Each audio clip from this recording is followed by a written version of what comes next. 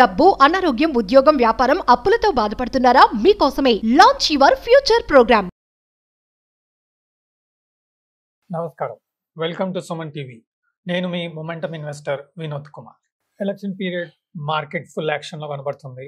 Bull trend strong, aggressive ఉంది. ఇందులో ముఖ్యంగా కొన్ని స్టాక్స్, కొన్ని సెక్టర్స్ చాలా యాక్టివ్గా కనబడతా ఉన్నాయి. కొన్ని న్యూస్ బేస్, కొన్ని సెక్టర్ బేస్, కొన్ని stock base. First Aditya Birla fashions. రీసెంట్గా మనం చూసాం ఆదిత్య బిర్లా ఫ్యాషన్స్లో ఒక న్యూస్ వచ్చింది. ఏంటది? Demerger. So lifestyle and ethnic wear ఇవన్నీ డిమర్జ్ చేయడం వల్ల వాటికి వాల్యూ అన్లాకింగ్ అయ్యే అవకాశం ఉంది. ఈ స్టాక్ ఆల్మోస్ట్ మనం కరెంట్గా చూస్తే Aditya Birla fashion almost all time high around 286, 289 trade అవుతుంది. ఆల్ టైమ్ హైని క్రాస్ చేసి మంచిగా మెయింటైన్ చేస్తుంది. So this is a very clear indication. మనం ఆదిత్య బిర్లా ఫ్యాషన్స్ డిమర్జ్ మీద ఒక వీడియో కూడా చేసి ఉన్నాం. అలాగే దివ్వీస్ ల్యాబ్, దాదాపుగా సంవత్సరం నుంచి సైలెంట్గా ఉన్న దివ్వీస్ ల్యాబ్ ఫార్మా సెక్టర్ సంబంధించిన స్టాక్ దాదాపుగా 1.5-2 years నుంచి 4,000 నుంచి దాదాపుగా 2,800 రేంజ్లో మనకు సైడ్ వేస్ యాక్టివిటీ చూసాం, కన్సాలిడేషన్ చూసాం. ఏదైతే మనం సిల్వర్ వీడియోలో డిస్కస్ చేసామో అదే ప్యాటర్న్ మనకు దివ్వీస్ ల్యాబ్లో కనబడుతుంది. ఆ ప్యాటర్న్ ఏంటి? Inverse head and shoulders. Left shoulder, ఇది వచ్చేసి హెడ్ అండ్ ఇది అనదర్ షోల్డర్. ఇక్కడ ఒక చిన్న డబుల్ షోల్డర్ లా కూడా కనబడుతుంది. So multiple right shoulders, multiple left shoulders, and this is the head. So inverse head and shoulder pattern మనకు కనబడుతుంది. 4,000 నుంచి 2,800 రేంజ్లో మనకు ట్రేడ్ అవ్వడం జరుగుతుంది. అండ్ ఫైనల్గా ఇక్కడ బ్రేక్అవుట్ చేసి మెయింటైన్ చేయడం జరుగుతుంది. సో ఈ స్టాక్ మనకు దివ్వీస్ ల్యాబ్ ఇంకా ఫర్దర్గా వెళ్ళే అవకాశం ఈ పర్టికులర్ సిచ్యువేషన్లో కనబడుతుంది. సో ట్రేడర్స్ పర్స్పెక్టివ్ నుంచి లాంగ్ టర్మ్ ఇన్వెస్ట్మెంట్ ఉన్నవారు హోల్డ్ చేయడం బెటర్. అలాగే short term, medium term view ఉన్న వాళ్ళు డిప్ వచ్చినప్పుడు మనకు 4,000 రేంజ్లో కొనడం. బట్ దీనికి స్టాప్ లాస్ అనేది దూరం ఉంది, ఆల్మోస్ట్ 300 పాయింట్స్. ఎందుకంటే ఇది వీక్లీ చార్ట్.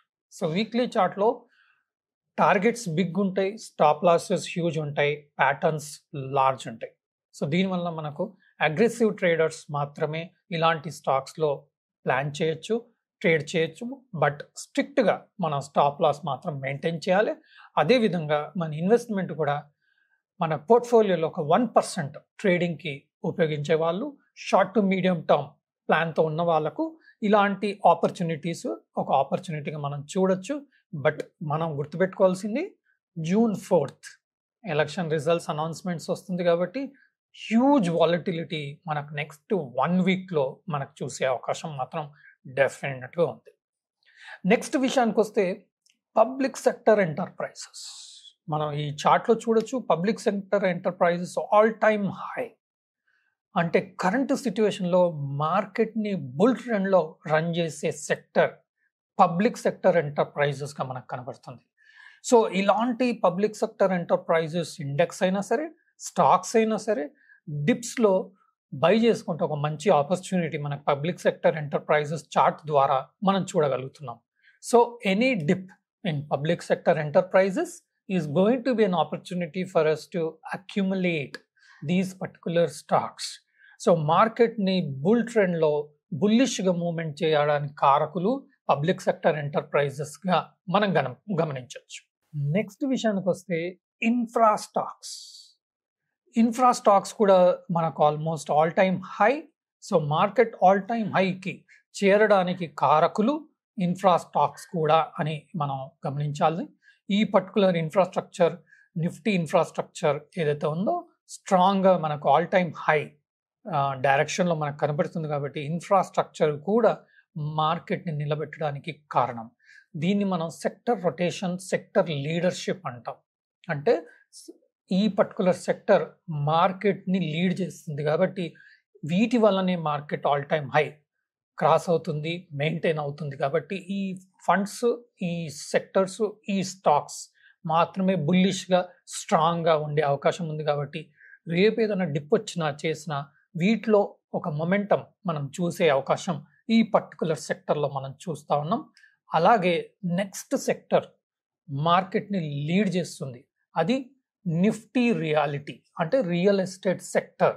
వీటికి న్యూస్ కారణం అవ్వచ్చు, ఎలక్షన్స్ కారణం అవ్వచ్చు, మొమెంటమ్ అవ్వచ్చు, అలాగే ఎఫ్ఐస్ ఇన్వెస్ట్మెంట్స్ అవ్వచ్చు, డిఐ ఇన్వెస్ట్మెంట్స్ అవ్వచ్చు, ఇన్స్టిట్యూషనల్ ఇన్వెస్ట్మెంట్స్ అవ్వచ్చు, న్యూస్ అవ్వచ్చు. వీటి వలన మనకు నిఫ్టీ రియాలిటీ సెక్టర్ కూడా మార్కెట్కి లీడర్షిప్ ఇవ్వడం జరుగుతుంది. కాబట్టి నిఫ్టీ రియాలిటీ కూడా స్ట్రాంగ్ ఉంది.